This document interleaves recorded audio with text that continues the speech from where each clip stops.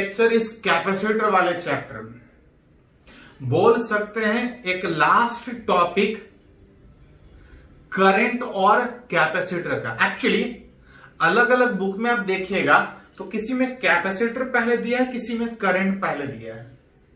हाँ, एक principle Kirchhoff's voltage law capacitor में भी यूज होता है, करंट में भी यूज होता है, जिसके कारण हम लोग करंट लॉ करंट पहले पढ़ते हैं। हाँ, बुक में कैपेसिटर पहले दिया है। एक लास्ट टॉपिक आपका है विच इसको बोलते हैं आरसी सर्किट। बेसिकली है चार्जिंग किसी कैपेसिटर का थ्रू अ रेसिस्टेंस। याद कीजिए, पढ़े हैं कि किसी कैपेसिटर को चार्ज करना होता है तो बैटरी से कनेक्ट करते हैं। जैसे बैटरी से कनेक्ट करते हैं इस कैपेसिटर को तो ये चार्ज Q बराबर C, कितना समय लगता है चार्ज होने में? तो एक्चुअली अगर किसी कैपेसिटर को अगर बैटरी से अगर सीधा कनेक्ट करें तो ये कैपेसिटर इमीडिएटली चार्ज होता है, कोई टाइम गैप का बात नहीं होता। जैसे स्विच ऑन हुआ, जितना चार्ज पास करना है, जितना चार्ज जाना है, वो इमीडिएटली जाएगा। लेकिन अगर रास्ते में रेसिस्टेंस हो, जैसी बैटरी कनेक्ट करेंगे रास्ते में रेसिस्टेंस होगा, चार्ज करने के प्रोसेस में इससे चार्ज फ्लो करेगा, और जैसे चार्ज फ्लो किया करंट पास करेगा, और जहां करंट पास किया रेसिस्टेंस अपोज करेगा। मतलब अगर ये रेसिस्टेंस नहीं होता तो कैपेसिटर तुरंत चार्ज होता। अगर रास्ते में रेसिस्टेंस होगा तो कैपेसिटर तुरंत चार्ज नहीं होगा, उसको चार्ज होने में कुछ टाइम लगेगा। वही यहां पे सीखना है, चार्जिंग किसी कैपेसिटर का, जब किसी बैटरी से किसी कैपेसिटर को चार्ज करने का कोशिश करेंगे, रास्ते में अगर रेसिस्टेंस होगा तो ड्यू टू अपोजिशन, किसका? उस रेसिस्टेंस के अपोजिशन के कारण capacitor will not gate immediately charge. Immediately तुरंत चार्ज होगा, कोई टाइम गैप का बात नहीं होगा अगर रास्ते में कोई रेसिस्टेंस नहीं है। जैसे स्विच ऑन करेंगे कैपेसिटर तुरंत चार्ज होगा। लेकिन अगर रास्ते में रेसिस्टेंस है तो उस रेसिस्टेंस के अपोजिशन के कारण कैपेसिटर तुरंत चार्ज होने के बजाय कुछ समय लगेगा। वही सीखना है, charging of a capacitor through a resistance समय के हिसाब से किस तरह से चेंज करना है। मतलब अभी तक जो किसी कैपेसिटर के चार्ज होने का बात कर रहे थे, तुरंत चार्ज होने का बात कर रहे थे, कोई टाइम गैप का बात नहीं हो रहा था। अब उसमें बात करेंगे कि टाइम के हिसाब से किस तरह से चार्ज होगा, किसके कारण? उस रेसिस्टेंस के अपोजिशन के कारण। मान के चल रहा है let Q be the charge on capacitor at any time. Battery connect करेंगे, डिफरेंट टाइम पे इस पे कुछ चार्ज आएगा, पॉजिटिव वाला इसको पॉजिटिव चार्ज देगा। उस प्रोसेस में इस सर्किट में एक करंट पास करेगा, करंट पास करेगा, रेसिस्टेंस उसको अपोज करेगा। उस अपोजिशन के कारण तुरंत चार्ज होने के बजाय समय के हिसाब से चार्ज वेरिएबल होगा। वही निकालना चाहते हैं कि चार्ज किस तरह से वेरिएबल होगा, किस तरह से कैपेसिटर चार्ज होगा। Let Q be the charge on capacitor at any moment at any time. और अगर चार्ज ये सर्किट में होके पास कर रहा है, इस वायर के थ्रू होके पास कर रहा है, तो उस वायर में कुछ करंट भी होगा। Rate of flow of charge, जिस रेट से चार्ज पास करेगा वही करंट भी होगा। I बराबर dq by dt, that is current in loop eight any time. Charge variable है, करंट वेरिएबल है, रिलेट करना चाह रहे हैं। एक इक्वेशन आप कहीं भी लिख सकते हैं, सर्किट में चाहे जैसा एलिमेंट हो। अभी तक याद कीजिए, जब करंट वाला चैप्टर में था तो बैटरी और रेसिस्टेंस था, कैपेसिटर वाला चैप्टर में था तो बैटरी और कैपेसिटर था। अब बैटरी भी है, कैपेसिटर भी है, रेसिस्टेंस भी है। सर्किट में चाहे जितना एलिमेंट हो, ये हमेशा अप्लाई कर सकते हैं। याद कीजिए, पढ़े हैं कि Kirchhoff's voltage law, algebraic sum of voltage, किसी भी क्लोज लूप में सारे वोल्टेज का सम 0 होता है। ये एनर्जी कंजर्वेशन के प्रिंसिपल पे बेस्ड है, इसको कहीं भी लगा सकते हैं। कोई भी चैप्टर पढ़िए, जहां भी वर्क डन, एनर्जी, वोल्टेज का बात हो आप वहां पे अप्लाई कर सकते हो। एक एक करके किसी भी क्लोज लूप में वोल्टेज जोड़ेंगे, सारे का सम 0 होगा, कहीं से भी स्टार्ट हो सकते हैं। एक एक करके आगे बढ़ने में अगर वोल्टेज बढ़ रहा है तो प्लस, वोल्टेज घट रहा है तो माइनस। बैटरी में कौन लोअर कौन हाइयर हमको पता है, कैपेसिटर में positive higher negative lower. Resistance में थोड़ा दिखा लीजिए कि अगर बैटरी के कारण करंट अगर ऐसा पास कर रहा है, चार्ज ऐसा पास कर रहा है, तो करंट रेसिस्टेंस में हाइयर से लोअर, करंट ऐसा। एक एक करके अगर यहां से स्टार्ट करके इस लूप में आगे बढ़े तो सबसे पहले बैटरी लोअर से हाइयर उधर से आने में वोल्टेज बढ़ रहा है, प्लस वोल्टेज बढ़ रहा है विच इज प्लस ई। और आगे बढ़ेंगे कैपेसिटर में प्लस से माइनस वोल्टेज घटेगा। कैपेसिटर के क्रॉस वोल्टेज कितना होता है, तो V बराबर Q बाई सी। रेसिस्टेंस के क्रॉस आगे बढ़िएगा, प्लस से माइनस वोल्टेज घट रहा है, रेसिस्टेंस के cross IR that equal to कितना, जिसको अगर थोड़ा सा अरेंज किया जाए तो E माइनस क्यू बाई सी, इस IR को उधर लेके जाइएगा तो इस I को हटा के लिख सकते हैं dQ by dt into R। हमको चाहिए चार्ज समय के हिसाब से किस तरह चेंज कर रहा है। चार्ज इधर भी है, चार्ज इधर भी है, चार्ज डिफरेंशिएशन के फॉर्म में है। रिलेट करने के लिए उसको अरेंज करके इंटीग्रेट करना पड़ेगा। चार्ज निकालना है, डिफरेंशिएशन के फॉर्म में है। चार्ज वाले फैक्टर को अगर एक साथ अरेंज करें तो dq वाला फैक्टर को एक साथ लिखेगा तो आ जाएगा E माइनस क्यू बाई सी, और जो बच रहा है इधर आके dt by are.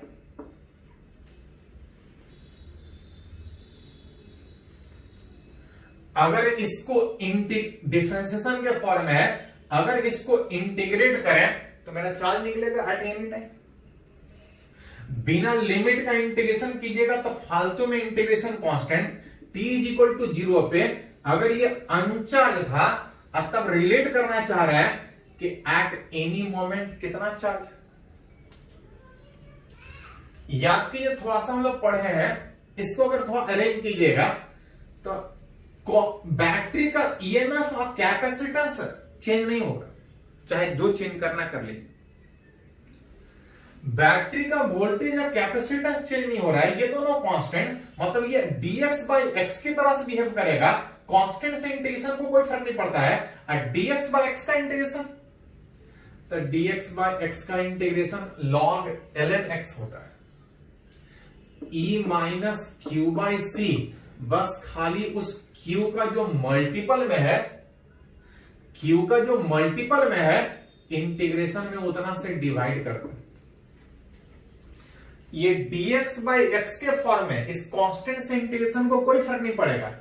dx by x का इंटीग्रेशन log x, बस x का जो मल्टीपल में 1 बाई सी है उतना से डिवाइड करना पड़ेगा। अभी लिमिट बाकी है, q इज इक्वल टू 0 से q तक। इधर अरेंज कीजिएगा तो dt का इंटीग्रेशन t बाई r खाली अपर लिमिट पे आएगा। इस माइनस 1 बाई सी को इधर लेके आइएगा तो minus T by R into C. Minus 1 by C constant है, लिमिट के अंदर रखिए बाहर रखिए, उससे कोई फर्क नहीं पड़ेगा। सबसे पहले अपर लिमिट, क्यू की जगह पी क्यू में ई माइनस क्यू बाई सी।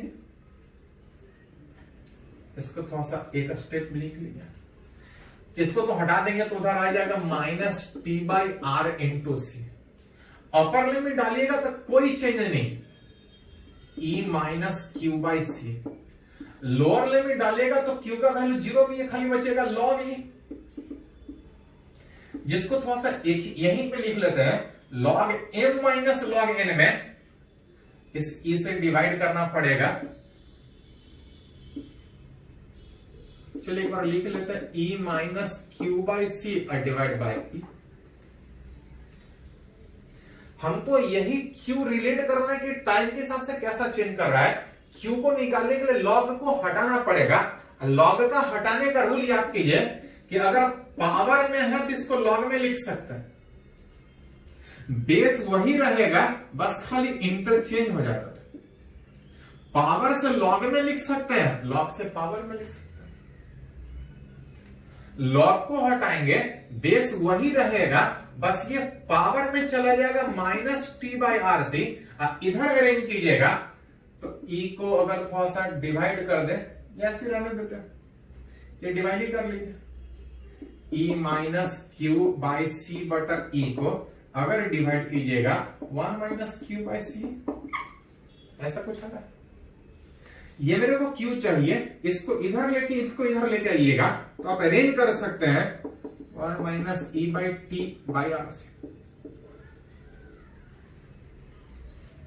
ये क्या निकला? तो एक्चुअली सीख रहे थे कि अगर किसी कैपेसिटर को बैटरी से डायरेक्टली कनेक्ट करेंगे तो ये तुरंत इमीडिएटली चार्ज होगा। चार्ज कितना होगा? C × E। कोई टाइम गैप का बात नहीं है, लेकिन अगर रास्ते में रेसिस्टेंस था, जैसी चार्ज करने की प्रोसेस में ये सर्किट में चार्ज सप्लाई कर रहा था, सर्किट में करंट पास कर रहा था, उस करंट के पास करने के कारण रेसिस्टेंस अपोज करेगा। Due to opposition of resistance capacitor immediately charge होने के बजाय चार्ज होने में कुछ समय लगेगा। चार्ज एक टाइम के हिसाब से किस तरह चेंज करेगा, कैसे रिलेट किया? Q बराबर C × E 1 - e⁻t/R इंटू कितना, विच इज C। समय के हिसाब से कैपेसिटर पे चार्ज कुछ चेंज होगा, कुछ इस तरह से। आगे बढ़ने से पहले एक थोड़ा सा और हम लोग बात कर लेंगे, टर्म क्या दे थोड़ा सा। अच्छा, 4 का डायमेंशन कितना होता पता है? तो 4 एक नंबर है, 4 एक नंबर है। नंबर एक मैथमेटिकल टर्म है, ये फिजिकल टर्म नहीं है। इसका डायमेंशन नहीं होता, डायमेंशनलेस होता है। जितना भी मैथमेटिकल टर्म है, लॉग हो, sin 30 हो, ये एक नंबर देगा। नंबर का कोई डायमेंशन नहीं होता। नंबर का डायमेंशन नहीं होने में, चाहे साइन के टर्म में चाहे कोसाइन के टर्म में या e के पावर में का बात कीजिएगा, एस अगर एक्सपोनेंशियल बात कीजिएगा, जो रखना रख लीजिए। e एक नंबर है, पता? e एक्सपोनेंट जिसका वैल्यू 2.7 न्यूमेरिकली हम लोग लेते हैं, जैसे पाई एक फिक्स है 3.14, उसी तरह से एक्सपोनेंट e इसका न्यूमेरिकल वैल्यू हम लोग 2.7 अप्रोक्सीमेटली लेते हैं। ऐसा होता है 2.718 होता है, हम लोग कैलकुलेशन में 2.7 लेते हैं। e एक नंबर होने के कारण चाहे जो वैल्यू डालना डाल लीजिए, हमेशा एक नंबर आने के कारण ये एक डायमेंशनलेस टर्म होगा। और अगर ये डायमेंशनलेस है तो ये तो है ही डायमेंशनलेस, इसके पावर में जो है इसका जो आर्गुमेंट है सारी जगह sin x है, तो sin x तो डायमेंशनलेस होता ही होता है। अगर सही तरीके से इक्वेशन लिखा जाए तो इस साइन के जो आर्गुमेंट में है, ये जो x है, अगर सही तरीके से लिखा जाए तो वो भी डायमेंशनलेस होना चाहिए। मतलब ये एक अगर डायमेंशनलेस फंक्शन है तो इसका जो आर्गुमेंट, जो पावर है, वो भी डायमेंशनलेस होगा। दैट मीन्स अगर लिखिएगा तो t/RC भी डायमेंशनलेस होगा। और t/RC डायमेंशनलेस होने का मतलब कि जितना ऊपर का डायमेंशन उतना ही नीचे का डायमेंशन। हेंस आप लिख सकते हैं कि R × C का जो डायमेंशन है वो टाइम के बराबर होगा। ये क्वेश्चन बहुत बार एग्जाम में पूछा जाता है कि R × C का डायमेंशन क्या होगा। तो एक्चुअली ये एक तरह का टाइम रिलेट करता है। इसका डायमेंशन टाइम के बराबर होता है। मन करे तो रेसिस्टेंस का अलग डायमेंशन निकालो, कैपेसिटेंस का अलग डायमेंशन निकालो, और दोनों को जब मल्टीप्लाई कीजिएगा तो इसका डायमेंशन टाइम के बराबर, जिसको आप टी से लिख सकते हैं। ये एक तरह का टाइम रिलेट कर रहा है। इसका डायमेंशन टाइम होने के कारण इस एक तरह का टाइम रिलेट करता है जिसको हम लोग बोलते हैं कैपेसिटिव टाइम कांस्टेंट। इसका डायमेंशन टाइम के बराबर होने के कारण ये बेसिकली एक तरह का टाइम बताता है, और एक तरह का टाइम बताने के कारण इसको हम लोग कैपेसिटिव टाइम कांस्टेंट, जिसको सिंबल में अगर दिखाना हो तो हम लोग इसको टाउसी से लिखते हैं। सीधा लिखेगा तो टी, अथवा से घुमा के लिखेगा तो टाउ। एक तरह का टाइम है। इस R इंटू सी को अगर जरूरत पड़े तो टाइम कांस्टेंट हम लोग टाउसी से लिखते हैं, बोलते हैं कैपेसिटिव टाइम कांस्टेंट। ये एक तरह का टाइम बताता है। कौन सा टाइम बताता है, कितना टाइम बताता है, उसको आगे डिफाइन करेंगे। पहले इसको थोड़ा सा नोट कर लीजिए, इसको नोट कीजिए।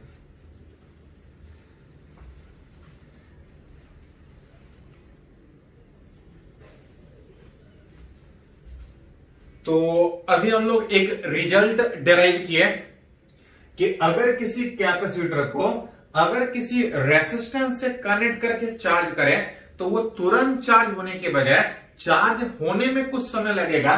टाइम के हिसाब से चार्ज कुछ इस तरह से वैरी कर रहा था, जिसमें देख रहे थे कि R इंटू सी एक तरह का टाइम बता रहा था। इस टाइम को आप चाहें तो टाउसी से लिख सकते हैं, जिस टाउसी को हम लोग बोल रहे थे कैपेसिटिव टाइम कांस्टेंट। एक तरह का समय बता रहा है। कौन सा तरह का समय बता रहा है उसको हम लोग बात करेंगे। साथ साथ देख रहे थे कि चार्ज अगर समय के हिसाब से जो चेंज कर रहा है, चार्ज के फ्लो के कारण लूप में करंट भी, तो बहुत हमसे ये भी पूछता है कि बैटरी कनेक्ट कर रहे हैं कैपेसिटर में, चार्ज समय के हिसाब से अगर इस तरह चेंज कर रहा है तो लूप में करंट कैसा चेंज कर रहा था। करंट निकालने में देख रहे थे कि अगर चार्ज जो चेंज कर रहा है वही लूप से फ्लो कर रहा होगा, and rate of flow of charge इस लूप में करंट। मतलब सिंपली इसको एक बार डिफरेंशिएट करना पड़ेगा। सी समय के हिसाब से नहीं चेंज हो रहा था, 1 का डिफरेंशिएशन 0। इस ई के पावर का डिफरेंशिएशन का बात कीजिएगा तो पढ़े हैं कि ई का पावर चाहे जितना भी हो, जब तक वेरिएबल का पावर 1 है डिफरेंशिएशन वही रहेगा। बस टी का जो मल्टीपल में है, टी का जो मल्टीपल में है उतना से मल्टीप्लाई करना पड़ेगा। डिफरेंशिएशन में मल्टीप्लाई, इंटीग्रेशन में डिवाइड। जहां से करंट अगर लिखा जाए तो आप देख सकते हैं कि माइनस माइनस प्लस, एक सी कैंसिल आउट, जो करंट लूप में होगा which e to the power minus T by R into सी।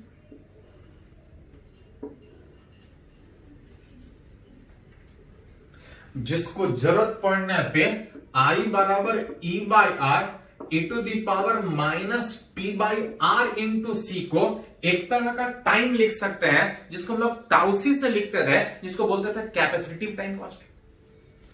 मतलब जैसे ही बैटरी कनेक्ट करेंगे उस लूप में जो चार्ज पास कर रहा है, उस लूप में जो चार्ज पास कर रहा है उसके कारण कुछ करंट पास करेगा।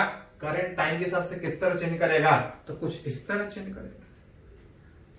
ये तो हमारा हुआ जनरल इक्वेशन कि एट एनी टाइम चार्ज और करंट उस लूप में किस तरह चेंज करेगा।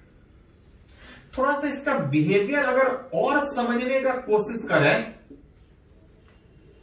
Eight T is equal to 0 पे देखें तो क्या होगा। ये एट एनी टाइम बता रहा है। अगर टी इज इक्वल टू 0 पे अगर बात करें तो at T is equal to 0 आप देख सकते हैं कि जो चार्ज आएगा, टी 0 बैठाइएगा तो C into E 1 minus e to the power minus 0। T अगर 0 बैठाइएगा, e टू दी पावर 0 1 होता है, 1 माइनस 1 0 होने के कारण जो चार्ज है वो 0 होगा। यही तो मान के डिराइव भी किए थे कि t इज इक्वल टू 0 पे मान के चल रहे थे कि चार्ज 0 है। कैपेसिटर शुरू में अनचार्ज है, चार्ज हो रहा है। चार्ज 0 होगा, लूप में करंट भी 0 होगा क्या, तो I बराबर E बाई आर में e to the power 0। T is equal to 0 पे निकाल रहे हैं। टी इज इक्वल टू 0 पे जो करंट है e टू दी पावर 0 का मतलब E बाई आर है। ध्यान दे थोड़ा सा, हमारे पास एक कैपेसिटर था, बैटरी से कनेक्ट कर रहा था, लेकिन सीधा नहीं, रास्ते में एक रेसिस्टेंस था। जैसे स्विच ऑन करेंगे चार्ज फ्लो करेगा, लेकिन शुरू में ये अनचार्ज है, अभी चार्ज फ्लो कर रहा है। चार्ज फ्लो कर रहा है मतलब करंट पास करेगा। चार्ज हो रहा है, चार्ज पास कर रहा है, चार्ज हुआ नहीं है, हो रहा है। शुरुआत में अनचार्ज था, लेकिन चार्ज करने के लिए लूप में चार्ज फ्लो कर रहा है, करंट पास करेगा। अगर गौर से देखिएगा तो ये जो करंट है आई बराबर ई बाई आर, आई बराबर ई बाई आर तब होता जब सिर्फ बैटरी और सिर्फ रेसिस्टेंस होता। कैपेसिटर सर्किट में नहीं होता तब जाके करंट इतना होता है। मतलब बोल सकते हैं कि t इक्वल टू 0 पे जो करंट पास कर रहा था उस समय इस कैपेसिटर का कोई इफेक्ट हो ही नहीं रहा है। That is at t equal to 0 पे कैपेसिटर का कोई इफेक्ट हो ही नहीं रहा है, करंट इतना पास कर रहा है, कैपेसिटर रहेगा, कुछ ना कुछ इफेक्ट होगा, जहां इफेक्ट आएगा तो अपोज करेगा। मतलब बोल सकते हैं कि this will be the maximum current, क्योंकि बैटरी है, रेसिस्टेंस और कैपेसिटर भी। अब कैपेसिटर है लेकिन उसका कोई फर्क ही नहीं पड़ रहा t इक्वल टू 0 पे। फर्क पड़ेगा तो कुछ ना कुछ अपोज करेगा, कुछ ना कुछ सर्किट पे इफेक्ट आएगा। मतलब t इक्वल टू 0 पे सर्किट में जो करंट है वो मैक्सिमम है। इस मैक्सिमम करंट को अगर I0 से रिप्रेजेंट करें तो इस E बाई आर को हटा के आप चाहें तो I0 लिख सकते हैं। That is the maximum current. मतलब जैसे स्विच ऑन किए उस समय चार्ज नहीं है, लेकिन चार्ज करने के लिए मैक्सिमम चार्ज पास करेगा, मैक्सिमम करंट पास करेगा t इक्वल टू 0 पे। कैपेसिटर था लेकिन उसका कोई इफेक्ट हो ही नहीं रहा है। दैट इज आप एक दूसरे लैंग्वेज में ये बोल सकते हैं कि एट t इक्वल टू 0 पे capacitor behaves as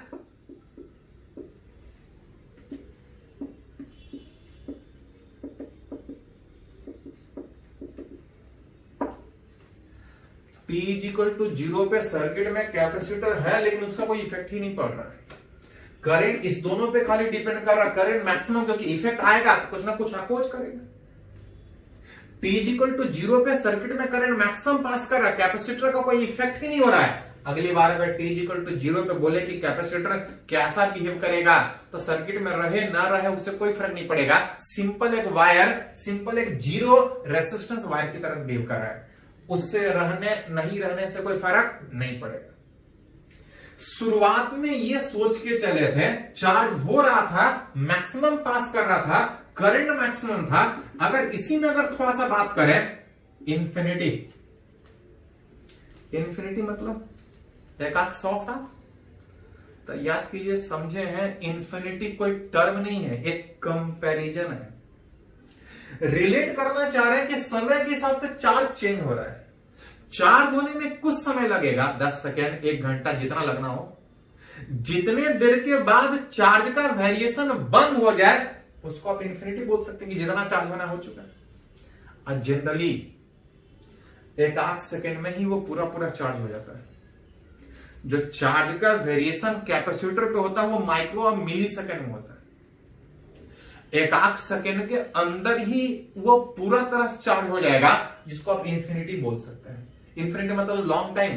long time का मतलब जो वेरिएशन सोच रहे हैं वो वेरिएशन चेंजेस बंद हो चुका है, अब चेंजेस नहीं हो रहा है, that is t equal to infinity. t equal to infinity, या इसको बोलते हैं at a steady state.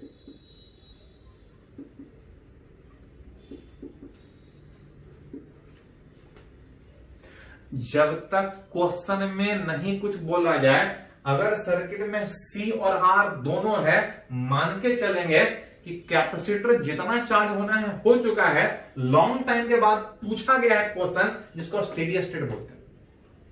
Eight t equal to infinity जितना चार्ज का वेरिएशन होना हो चुका है लॉन्ग टाइम के बाद, दैट इज जिसको बोलते हैं स्टेडी स्टेट। रिलेट करना चाह रहा है कि जो चार्ज है वो कितना होगा। चार्ज एट एनी मोमेंट इस रिलेशन से पास कर रहा था। अगर इंफिनिटी टाइम पे अगर बात करें तो e to the power minus infinity का मतलब होता है 1/e⁻∞, और 1/∞ का मतलब 1/∞, 1/∞ मतलब इसका वैल्यू 0 है, और इसका वैल्यू 0 होने का मतलब जो कैपेसिटर पे चार्ज होगा वो कितना होगा, तो के बराबर C होगा। कैपेसिटर पे चार्ज इतना होगा, कितने देर के बाद, जितना चार्ज होना है उतने देर के बाद अगर करंट लूप में निकाला जाए तो करंट एट एनी मोमेंट इतना था, अगर इंफिनिटी टाइम पे निकाला जाए तो e⁻∞ 0 होने का मतलब जब कैपेसिटर पूरी तरह से चार्ज हो जाएगा तो बैटरी से कोई चार्ज नहीं पास करेगा, बैटरी से कोई चार्ज नहीं पास करेगा तो कोई करंट नहीं पास करेगा, मतलब जितना कैपेसिटर चार्ज होना है वो पूरा हो चुका है। एक डाटा अगर और गौर से देखें कि जो चार्ज आ रहा है Q बराबर C, ये तब आता जब खाली बैटरी और एक कैपेसिटर होता है। अगर किसी बैटरी को कैपेसिटर से सीधा कनेक्ट कीजिएगा तो चार्ज Q बराबर C आता है, इससे ज्यादा चार्ज नहीं आता है। अब वही चार्ज यहां भी आ रहा है, वही चार्ज यहां भी आ रहा है 1 - e⁻∞ C, उतना चार्ज तब आता जब खाली बैटरी रहता और कैपेसिटर रहता। लेकिन देख रहे हैं कि रास्ते में रेसिस्टेंस है, शुरू में अपोज किया था लेकिन जितना चार्ज होना था हो चुका है, अब चार्ज नहीं होगा। अब जब चार्ज नहीं होगा तो जो चार्ज आ रहा है Q बराबर C, वो तब का है जब सर्किट में रेसिस्टेंस नहीं था। अब आप बोल सकते हैं कि सर्किट में रेसिस्टेंस रहे या ना रहे उससे टोटल चार्ज को कोई फर्क नहीं पड़ेगा। हाँ, रेसिस्टेंस के अपोजिशन के कारण, रेसिस्टेंस के रहने के कारण वो तुरंत चार्ज होने के बजाय चार्ज होने में कुछ समय लग रहा है। चार्ज समय के हिसाब से इस तरह चेंज कर रहा था, करंट इस तरह से चेंज कर रहा था, लेकिन जितना समय लगा चार्ज होने में, चाहे जितना भी लगा हो, जिसको इन्फिनिटी बोल रहे हैं, 1 घंटा 1 साल, जितना भी समय लगा होगा, जनरली वो कितना लगता है 1 सेकंड, क्योंकि जो वेरिएशन होता है वो माइक्रो और मिली सेकंड में होता है। माइक्रो और मिली सेकंड में वेरिएशन, 1 सेकंड के अंदर ही वो जितना चार्ज होना है हो चुका है, और जो चार्ज आ रहा है उतना चार्ज आ रहा है कि रेसिस्टेंस का रहने नहीं रहने से कोई फर्क नहीं पड़ेगा। विच Q बराबर C, this will be the maximum charge, जिसको अगर Q0 से लिखें तो C ये मैक्सिमम चार्ज था, जिसको आप चाहें तो Q0 लिख सकते, मतलब मैक्सिमम जितना होना है होगा, लेकिन बाकी के समय में वेरिएशन कुछ इस तरह से होगा। चार्ज इस तरह से वेरी करेगा, करंट कुछ इस तरह से वेरी करेगा, लॉन्ग टाइम के बाद पूरी तरह चार्ज होगा, जिसको स्टेडी स्टेट का बात कर रहे हैं। और साथ में देख रहे हैं कि बैटरी था, ध्यान दिए थोड़ा सा, एट t = पे सर्किट में कैपेसिटर है, रेसिस्टेंस है, अब बैटरी भी है, लूप क्लोज दिख रहा है, लेकिन करंट कितना पास कर रहा है, लूप क्लोज दिख रहा है लेकिन करंट कितना पास कर रहा है। तो बैटरी से कैपेसिटर को जितना चार्ज जाना था जा चुका है, लॉन्ग टाइम के बाद अब चार्ज नहीं जाएगा, अब करंट नहीं जाएगा, जिसको अगली बार सोचना हो तो बोल सकते हैं कि दैट इज एट t = जिसको हम स्टेडी स्टेट भी बोल रहे थे, अब बोल सकते हैं at a steady state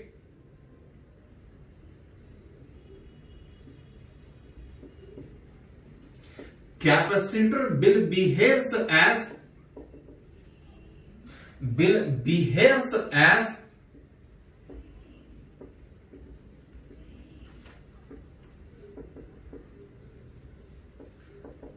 long time के बाद जब कैपेसिटर पूरी तरह से चार्ज हो जाएगा, लूप क्लोज दिख रहा है लेकिन करंट नहीं पास कर रहा है, करंट नहीं पास करने का अगला मतलब आप अगली बार जब सोचना हो तो इतना सोचने के बजाय आप सीधा सोच सकते हैं कि उस समय कैपेसिटर एक इनफिनाइट सर्किट की तरह बिहेव करेगा।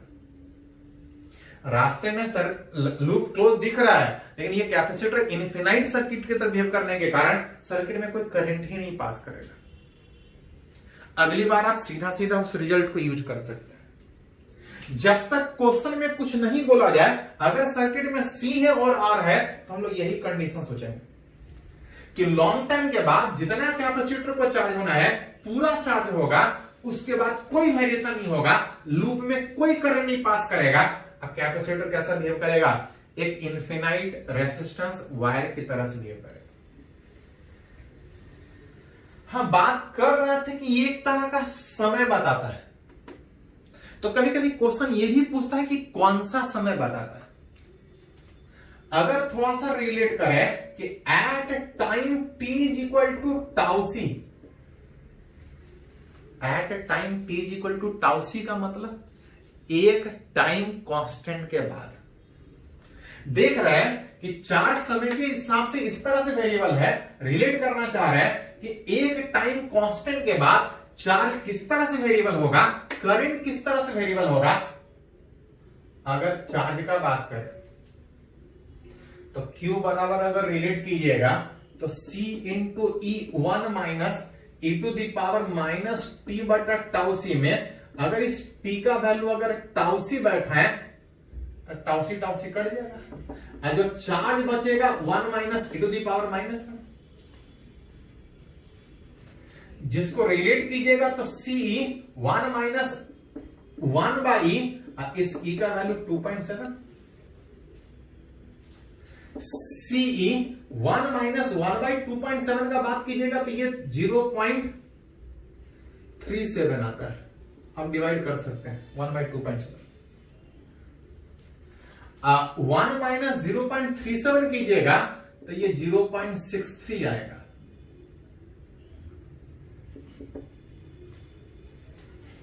जीरो 0.63 आने का मतलब 63% of which is maximum charge. Maximum charge कितना था? विच सी, मैक्सिमम चार्ज सी, उसका 0.63 टाइम्स, 0.63 टाइम मतलब 63%। मतलब बोल सकते हैं कि जो टाइम कांस्टेंट था वो एक तरह का समय बता रहा था, एक तरह का टाइम बता रहा था कि कैपेसिटर को 63% चार्ज होने में कितना समय लग रहा है। तो बहुत बार तो सीधा सीधा ऑब्जेक्टिव में यही पूछता है कि 63% चार्ज होने में कितना समय लगेगा, या उल्टा एक टाइम कांस्टेंट के बाद कितना चार्ज होगा, कितना चार्ज होगा। ये चार्ज का बात की है, कभी पूछता है कि करंट कितना होगा, तो करंट का बात कीजिएगा तो करंट नहीं, ये मैक्सिमम था। वो e to the power minus T by tau C में एक टाइम कांस्टेंट के बाद थोड़ा सा नीचे लिख लेते हैं, I बराबर I nought e to the power minus T by tau C में एक टाइम कांस्टेंट के बाद बोल रहे थे ये I nought into E to the power minus 1, E to the power minus 1 का वैल्यू आ रहा था 0.37। मतलब बोल सकते हैं 37% of maximum current. 63% of maximum charge होने में जितना समय लगेगा वो एक टाइम कांस्टेंट, या उल्टा 37% मैक्सिमम का करंट चेंज होने में जितना करंट होगा वो करंट रिलेट एक टाइम कांस्टेंट रिलेट होगा। तो ये बात हुआ कि चार्ज समय के हिसाब से कैसा चेंज हुआ, ये बात हुआ कि करंट समय के हिसाब से कैसा चेंज हुआ। हाँ, इसी में थोड़ा सा पूछता है ग्राफ। ग्राफ में दो तरह का ग्राफ का बात होता है, एक चार्ज समय के हिसाब से कैसा चेंज करेगा और एक बात होता है करंट समय के हिसाब से कैसा चेंज होगा। देख सकते हैं कि इनिशियली चार्ज 0 था, मतलब t इज इक्वल टू 0 पे चार्ज 0 से स्टार्ट होगा, लेकिन करंट का जब बात कीजिएगा तो करंट मैक्सिमम से स्टार्ट होगा।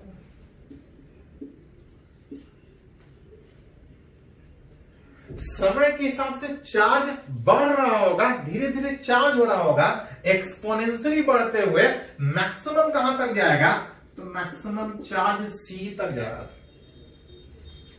चार्ज बढ़ रहा है लॉन्ग टाइम, इनफिनाइट टाइम के बाद बढ़ेगा। ग्राफिकली रिप्रेजेंट कीजिएगा तो कुछ इस तरह से। ऐसा क्यों नहीं सोच लेते? तो ऐसा सोचने का मतलब t इक्वल टू बढ़ाते जाएंगे तो चार्ज बढ़ते जाएगा, नहीं, चार्ज बढ़ेगा एक लिमिट तक। कहां तक बढ़ेगा? C। ग्राफ एक्सपोनेंशियली बढ़ने के बजाय 1 minus exponential.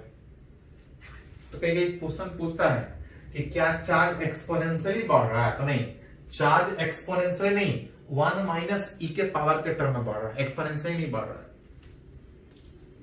Current initially maximum था, करंट घट के 0 हो गया लॉन्ग टाइम के बाद, करंट एक्सपोनेंशियली घट रहा है। रिलेट कीजिएगा तो आप इसको बोल सकते हैं कि एक्सपोनेंशियली डिक्रीज कर रहा है। ये एक्सपोनेंशियली घट रहा है लेकिन ये एक्सपोनेंशियल बढ़ नहीं रहा है, 1 माइनस एक्सपोनेंशियल से बढ़ रहा है।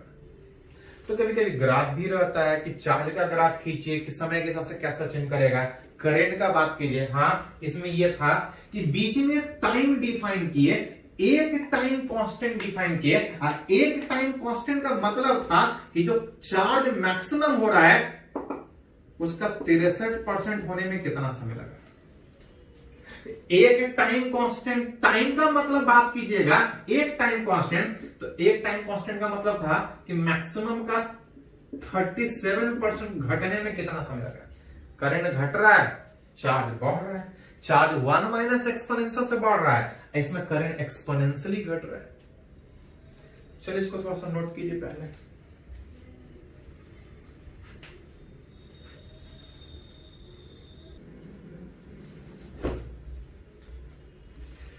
तो अभी थोड़ा सा सीख है कि कैपेसिटर को जब बैटरी से चार्ज कर रहे थे, रास्ते में रेसिस्टेंस था, तो वह तुरंत चार्ज होने के बजाय 1 माइनस एक्सपोनेंशियली से चार्ज चेंज हो रहा था और करंट एक्सपोनेंशियली घट रहा था। एक आध पहले छोटा छोटा एग्जांपल से थोड़ा क्लियर करते हैं इसको।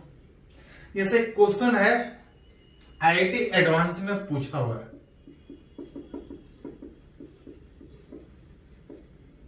है क्या, बोल रहे 12 वोल्ट का बैटरी इस कैपेसिटर और रेसिस्टेंस के क्रॉस कनेक्ट कर रहा है। अब पूछ रहा है कि find the time after which the potential difference across capacitor is 3 time the. अगर थोड़ा सा इसमें एक स्विच जोड़ दे तो ज्यादा अच्छा होगा कि t इक्वल टू 0 पे स्विच ऑन करे, जब तक नहीं कुछ बोला जाए किस समय सोचेंगे, इन्फिनाइट टाइम के बाद। कुछ नहीं बोलता तो इन्फिनाइट टाइम सोचते हैं। इन्फिनाइट टाइम पे क्या होता है, कैपेसिटर पूरी तरह से चार्ज होता है, कोई करंट नहीं पास करता, यहां पे कोई वोल्टेज ही नहीं होता। लेकिन बोल रहा है कि फाइंड द टाइम, टाइम ही निकालना है कि t इक्वल टू 0 पे अगर हम स्विच क्लोज करें, find the time after which potential difference across capacitor. पूछ रहा है गिवन कि कितने समय के बाद जब बैटरी जोड़ेंगे तो कुछ वोल्टेज यहां भी चेंज करेगा, कुछ वोल्टेज यहां भी चेंज करेगा। कुछ नहीं बोलता तो लॉन्ग टाइम सोचते हैं। लॉन्ग टाइम में कोई करंट पास नहीं करेगा, रेसिस्टेंस के क्रॉस वोल्टेज 0, जो भी वोल्टेज होगा यहां होगा लॉन्ग टाइम के बाद। लेकिन बोल रहा है कितने समय के बाद कंसीडर करें कि इस कैपेसिटर के क्रॉस जो वोल्टेज है is 3 times potential difference across resistance. जहां पे हमको पता है कि VC plus VR is what, total voltage. Total voltage का कुछ यहां और कुछ यहां। अगर रिलेशन ऐसा है तो दोनों को सोल्व करके आप देख सकते हैं कि टोटल वोल्टेज में कुछ कैपेसिटर के क्रॉस, कुछ रेसिस्टेंस के क्रॉस। रेसिस्टेंस का 3 टाइम्स होने का मतलब इसके क्रॉस ज्यादा है, और इसके क्रॉस ज्यादा का मतलब बोल सकते हैं कि टोटल का 3/4 कैपेसिटर के क्रॉस और टोटल का 1/4 रेसिस्टेंस के क्रॉस। टोटल का 1/4 रेसिस्टेंस के क्रॉस और कैपेसिटर के क्रॉस 3/4। तो मन करे तो रेसिस्टेंस के क्रॉस सोच लीजिए कि कितने समय के बाद 1/4 हो जाए या कितने समय के बाद 3/4 इसके क्रॉस हो जाए, वो रिलेट कर सकते हैं। पूछ रहा है कि स्विच ऑन करने के कितने टाइम के बाद कैपेसिटर के क्रॉस जो वोल्टेज हो रेसिस्टेंस से 3 गुना। कैपेसिटर के क्रॉस वोल्टेज 3 गुना तब होगा जब टोटल वोल्टेज का इसके क्रॉस 3/4 टाइम्स हो और इसके क्रॉस 1/4 टाइम्स। तो मन करे तो यहां से सोचो, मन करे तो यहां से सोचो। पढ़े हैं कि at charge on capacitor Q बराबर मैक्सिमम चार्ज आता था C 1 minus e to the power minus T बटा टाउ सी। समय के हिसाब से चार्ज ऐसा चेंज कर रहा था तो कैपेसिटर के क्रॉस वोल्टेज कैसा चेंज करेगा? तो वोल्टेज होता है Q बाई सी। चार्ज अगर कैपेसिटर पे ऐसा चेंज करा तो वोल्टेज कैसा चेंज करेगा? तो Q बाई सी में यहां आएगा E1 minus e to the power T by tau C. मतलब जिस तरह से चार्ज चेंज करेगा वोल्टेज जो टोटल है उसके हिसाब से इसके क्रॉस उसी तरह चेंज करेगा। ये था मैक्सिमम चार्ज, ये था मैक्सिमम वोल्टेज। समय के साथ से वोल्टेज कैपेसिटर के क्रॉस ऐसा चेंज करेगा। बोल रहा है कितने समय के बाद जो वोल्टेज कैपेसिटर के क्रॉस है वो 3/4 हो जाए और कैपेसिटर का वोल्टेज 3E/4 हो जाए। पूछ रहा ऐसा होगा तो कितना समय के बाद होगा? E हट जाएगा, इस E को इधर लेके आइएगा तो e to the power minus T by tau C, ये 1 माइनस 3/4 इधर आ जाएगा इज इक्वल टू 1/4। जिसको उल्टा कीजिएगा तो e to the power t by tau C बराबर 4। माइनस है, उल्टा कीजिएगा तो प्लस आ जाएगा। हमको t चाहिए, इस पावर को हटाना पड़ेगा। अब पावर को हटाने का एक ही रूल है, इसको लॉग में ले लीजिए। बेस वही रहता है, इंटरचेंज होने में ये लॉग के अंदर चला जाएगा। ये उसका वैल्यू, पावर से लॉग लेके आ सकते हैं, लॉग से पावर ले जा सकते हैं, बस खाली इंटरचेंज हो जाता है। टी बाई टाउ सी लिखिएगा तो ये चला जाएगा लॉग बेस ई रहेगा 4, दैट इज ln4। जैसे हमको ln2 का वैल्यू दिया है, ln4 में इस 4 को आप 2² लिख सकता है। अब देन दैट मीन्स जो टाइम t निकालना चाह रहा है ये 2 ऊपर आ जाएगा, 2ln2 into tau C. 2ln2 into tau C का मतलब क्या था? एक तरह का टाइम जिसका value r into C. 2 into ln3 का value 0.693, r resistance 2.5 mega 10 to the power 6, C4 micro plus 6 minus 6 cancel हो, 2.5 इंटू 4 दैट इज 10। आइए आ जाएगा 10 इंटू 2 दैट इज 20। ये ऐसा कर सकते हैं, 2 से मल्टीप्लाई कर देते हैं। ये 6 आएगा, 8 आएगा, 13 आएगा, 1.386। ये 10 आ रहा था, मल्टीप्लाई कीजिएगा तो ये 13.86 सेकेंड। शुरुआत में सारा वोल्टेज यहां पे, जैसे जैसे समय बढ़ेगा चार्ज बढ़ेगा, वोल्टेज बढ़ेगा। बोल रहा है कितने समय के बाद वोल्टेज टोटल का 3/4 हो जाए कि रेसिस्टेंस की वो 3 टाइम्स हो चुका है। अगर क्वेश्चन चार्ज का पूछता कि कितने समय में चार्ज इस तरह से चेंज करेगा तो वही तरीका होगा, चार्ज पूछे। अगर करंट पूछता तो करंट से जा सकते थे। यही क्वेश्चन रेसिस्टेंस वोल्टेज वाला से जा सकते थे। करंट अगर समय के हिसाब से पता है तो रेसिस्टेंस के क्रॉस वोल्टेज कैसा चेंज करेगा? IR से जा सकते हैं।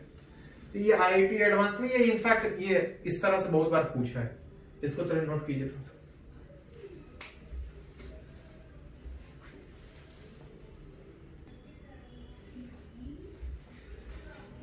तो यहां पे एक और अगर एग्जाम्पल का बात कीजिएगा, ये भी IIT एडवांस में ही पूछा है, ये 2010 में पूछा है। बोल रहा है t इक्वल टू 0 पे स्विच ऑन कर रहा है, मतलब इनिशियली अनचार्ज था। जैसे स्विच ऑन करेंगे चार्ज पास करेगा, करंट पास करेगा। समय के हिसाब से पता है कि चार्ज एक्सपोनेंशियली चेंज करेगा, 1 माइनस एक्सपोनेंशियल, करंट एक्सपोनेंशियली घटेगा। पूछ रहा है find the time eight which potential difference across capacitor is 4 volt. बोल रहा है ये 10 वोल्ट का बैटरी है, लॉन्ग टाइम के बाद जितना करंट पास करना है कर चुका है, लॉन्ग टाइम में कोई करंट नहीं पास करेगा, कोई वोल्टेज नहीं होगा, सारा का सारा वोल्टेज यहां पे होगा। मतलब लॉन्ग टाइम के बाद यहां पे 10 वोल्ट होगा, लेकिन बोल रहा है कितने समय के बाद वोल्टेज 4 वोल्ट हो जाए। इसके क्रॉस बात कीजिए या इसके क्रॉस बात कीजिए, दोनों के क्रॉस वोल्टेज सेम ही होगा, पैरेलल में। मतलब मिला जुला के अगर आप चाहें तो इस सर्किट को सिंपल में कन्वर्ट करना, तो आप ऐसा सोच सकते हैं कि एक बैटरी 10 वोल्ट का 2 और 2 पैरेलल में रेसिस्टेंस घटेगा और पैरेलल में कैपेसिटेंस बढ़ता है 4 माइक्रोफैराड।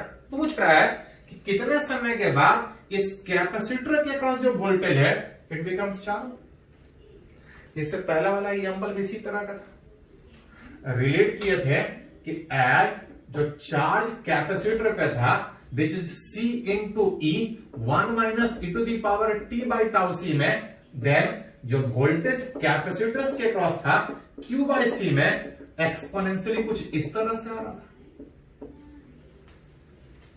मैक्सिमम वोल्टेज 12 हो सकता है। पूछ रहा है कि कितने समय के बाद वोल्टेज 4 वोल्ट हो जाए, 1 minus e to the power minus t by tau C, जितना पूछा है। 4/12 इधर कीजिएगा तो 1/3, एक्सपोनेंशियल को इधर लेके आइएगा तो आ जाएगा 1/1 minus 3, या इसको आप ऐसा लिख सकते हैं 4/12 that equal to 1 minus 1/3 that equal to 2/3। इसको उल्टा कीजिएगा तो e to the power t by tau c यह आ जाएगा 3/2। हमको टाइम चाहिए, इसको लॉग में लिखना पड़ेगा। लॉग में लिखने के लिए p बराबर याद कीजिए, ये लॉग में चला जाएगा, लॉग बेस e 3/2 और tau C cross multiply, tau C that is R C, इसको लिख सकते हैं कुछ ऐसा।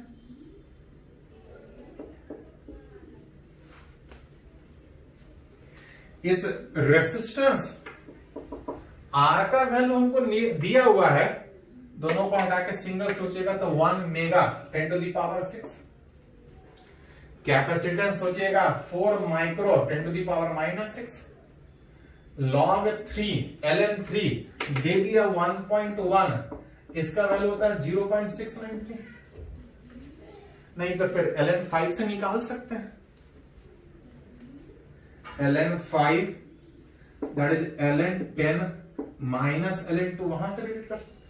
ऐसे ये याद रहता है, ln2 वाला हमेशा जरूरत पड़ता है, याद रखना भी चाहिए। बाकी दिया है तो ठीक है, ln3 दिया है, थोड़ा सा अरेंज करके निकाल सकते हैं। यहाँ पे ये आ जाएगा 4 इंटू इसको मल्टीप्लाई करके निकाल सकते हैं, ये तो आप निकाल सकते हैं।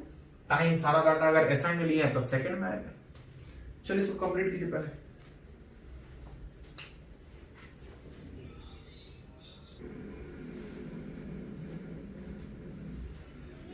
तो अभी हम लोग बात कर रहे थे किसी कैपेसिटर को बैटरी से जब चार्ज कर रहे थे, रास्ते में अगर रेसिस्टेंस था तो ये इमीडिएटली चार्ज होने के बजाय चार्ज होने में कुछ समय लग रहा था। चार्ज किस तरह चेंज कर रहा था उसका बात कर रहे थे।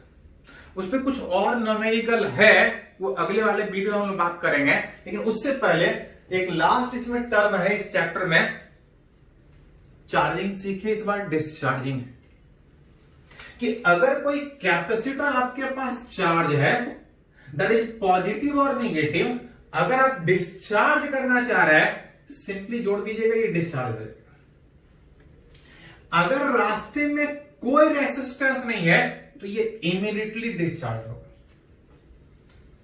लेकिन अगर रास्ते में रेसिस्टेंस है तो जैसे ही डिस्चार्ज होने के लिए ये पॉजिटिव नेगेटिव से न्यूट्रल होने के लिए आगे बढ़ेगा, सर्किट में करंट पास करेगा और करंट पास का रेसिस्टेंस अपोज करेगा। मतलब अगर कैपेसिटर को सीधा डिस्चार्ज करते हैं, कोई रेसिस्टेंस नहीं होता, तो ये सीधा डिस्चार्ज होता है। लेकिन अगर रास्ते में रेसिस्टेंस है तो इस रेसिस्टेंस के अपोजिशन के कारण अगर किसी चार्ज कैपेसिटर को अगर एक रेसिस्टेंस के थ्रू डिस्चार्ज करने का कोशिश करें तो due to opposition of resistance the capacitor will not discharge immediately, वो तुरंत डिस्चार्ज होने के बजाय डिस्चार्ज होने में कुछ समय लगेगा। वही रिलेट करना चाह रहा है कि किसी कैपेसिटर को रेसिस्टेंस के थ्रू डिस्चार्ज करना हो तो समय के हिसाब से किस तरह से डिस्चार्ज करेगा। मान के चल रहा है कि कैपेसिटर इनिशियली चार्ज है मैक्सिमम Q0 को चार्ज है t इक्वल टू 0। जब डिस्चार्ज कर रहे होंगे तो पॉजिटिव वाला निगेटिव के साथ जाकर न्यूट्रल होने के प्रोसेस में चार्ज घट रहा होगा, चार्ज इस लूप से पास करेगा, दैट इज करंट। जहां charge pass, let Q0 be the charge at t equal to 0, Q be the charge at any time. Charge घट रहा है I बराबर माइनस जिस रेट से चार्ज घटे। जब आप इक्वेशन डिफरेंशिएशन के फॉर्म में लिखते हैं तो प्रॉपर प्लस माइनस आपको लिखना होता है। रिलेट करना चाह रहे हैं समय के हिसाब से चार्ज किस तरह से घट रहा है। एक इक्वेशन आप लिख सकते हैं कहीं भी किरचॉफ वोल्टेज लॉ से, कि किसी भी क्लोज लूप में अलजेब्रिक सम ऑफ वोल्टेज 0 होगा।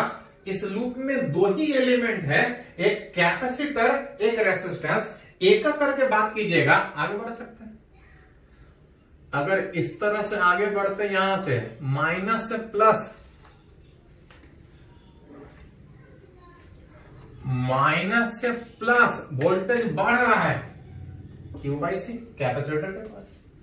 आगे बढ़ेंगे, करंट इधर सोचे हैं प्लस से माइनस। आगे बढ़ेंगे, वोल्टेज घट रहा है I इंटू आर, किसी भी क्लोज लूप में 0।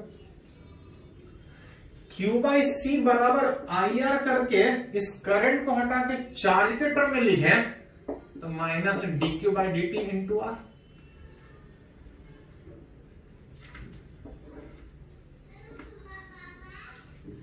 Q इधर भी है, Q इधर भी है। यही रिलेट करना है कि चार्ज समय के साथ से किस तरह चेंज करेगा। डिफरेंशिएशन के फॉर्म में थोड़ा सा अरेंज करके इंटीग्रेट करना पड़ेगा। Q वाला एक साथ, dQ/Q में ऊपर जाके माइनस dt/RC। डिफरेंशिएशन के फॉर्म में इंटीग्रेट करेंगे t इक्वल टू 0 पे। मान के चल रहा था कि मैक्सिमम चार्ज था, निकालना चाह रहे हैं कि समय के हिसाब से चार्ज किस तरह से चेंज कर रहा है। dQ/Q का इंटीग्रेशन ln Q, लिमिट बैठाएंगे ln Q minus ln Q0। इधर आ जाएगा, इसको हटा के आप सिंगल ही लाइन में लिख लीजिए ln Q/Q0 और माइनस dt का इंटीग्रेशन कीजिएगा तो आ जाएगा माइनस t/RC। ln हटाइएगा तो बेस e के पावर में चला जाएगा, Q बराबर Q0 e to the power minus t/RC। ln that is log base e। Upper limit में था ln Q minus ln Q0, arrange कर रहे थे तो log base e Q/Q0। Charge exponentially कुछ इस रिलेशन से पास चेंज करेगा।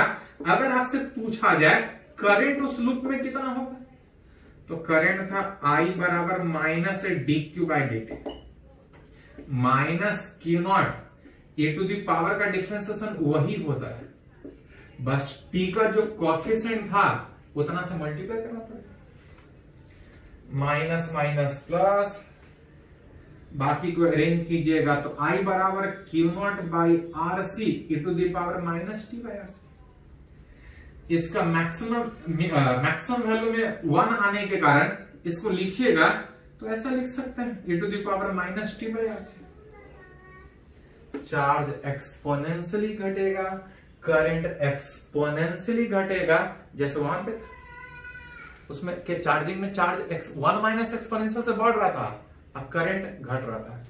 यहां पे चार्ज एक्सपोनेंशियली घट रहा है, करंट भी एक्सपोनेंशियली घट रहा है।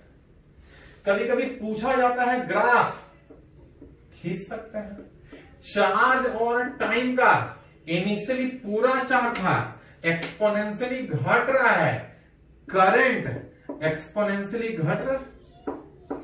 जब वो पूरी तरह से डिस्चार्ज हो जाएगा तो कोई ना चार्ज बचेगा ना कोई करंट बचेगा, एक्सपोनेंशियली घटेगा। तो जैसा चार्जिंग का क्वेश्चन था वैसे डिस्चार्जिंग में भी रह सकता है। इसको थोड़ा सा नोट कर लीजिए। आज वाले लेक्चर में इतना ही। अगले वाले लेक्चर में थोड़ा सा और एग्जांपल न्यूमेरिकल सीखेंगे, उस चार्जिंग ऑफ कैपेसिटर पे, एक आप डिस्चार्जिंग पे भी सीखेंगे। चलिए इसको नोट कीजिए।